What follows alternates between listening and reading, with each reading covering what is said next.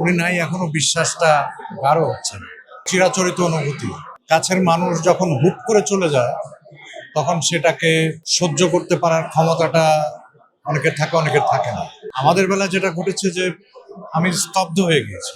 ওনার সাথে কয়েকদিন আগেও কথা হলো, সামনাসামনি কথা বললাম, গল্প করলাম, এবং যেদিন উনি মারা গেলেন সেদিন বিকেলে ওনার সাথে ভিডিও কলে কথা বললাম। আমি খুব ক্যাজুয়ালি নিয়েছিলাম যে উনি বললাম, ভাই আপনি হসপিটাল যান, আমি আসছি, ইফতারের পরে আসবো, আপনি যান।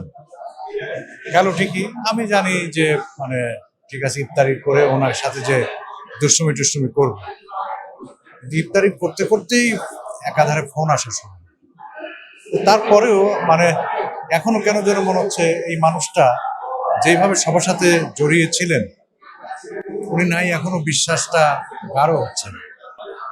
এবং এত মানুষ তার জন্য এসেছে আজকে।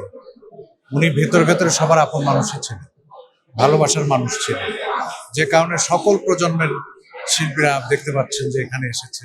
এমন ভাবে মানুষের সাথে মিশতেন, শিল্পীদের সাথে, কলিগদের সাথে, ওনাকে কেউ ভুলতে পারবে না। এটা প্রত্যেকটা মানুষই একা। মানুষের জন্মই হয় কাঁদতে কাঁদতে, সারা জীবন চিন্তা দুশ্চিন্তা করে, তারপরে হতাশ হয়ে মরে যায়। প্রত্যেকের জীবন সার্কেল দেখেন তাই। এখন উনি কিন্তু ওনার ব্যক্তিগত সমস্যা কারো কাছে সাথে শেয়ার করতেন না। উনি বরং কার কোথায় কোথায় কি বিপদ আছে সেই বিপদগুলোকে কালেক্ট করতেন, বলতেন যে ও এই এই বিপদে আছে, ওই বিপদে আছে, কিন্তু নিজের বিপদের কথা উনি কখনো বলতেন না।